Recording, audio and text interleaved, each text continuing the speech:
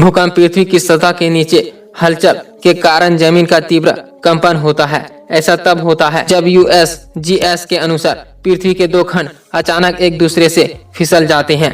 यह संचित लोचदार तनाव ऊर्जा को भूकंपीय तरंगों के रूप में जारी करता है, जो पृथ्वी के माध्यम से फैलती है और जमीन के हिलने का कारण बनती है।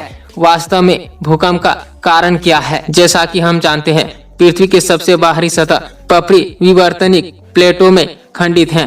प्लेटों के किनारे प्लेट सीमाएं कहलाती है, जो भ्रंशों से बनी होती है। टेक्टोनिक प्लेट लगातार धीमी गति से चलती है, एक दूसरे से फिसलती है और एक दूसरे से टकराती है। चूंकि प्लेटों के किनारे काफी खुरदरे होते हैं, वे एक दूसरे से चिपक जाते हैं, जबकि बाकी प्लेट चलती रहती है। भूकंप तब आता है जब प्लेट काफी दूर चली जाती है और किनारे किसी एक फॉल्ट पर चिपक जाते हैं। भूकंप की भविष्यवाणी की जा सकती है। आपको बता दें, यह भविष्यवाणी नहीं की जा सकती है। भूकंप की सटीक भविष्यवाणी के लिए पृथ्वी भीतर से किसी प्रकार के पूर्व संकेत की आवश्यकता होती है, जो इंगित करता है कि एक बड़ा भूकंप आने वाला है।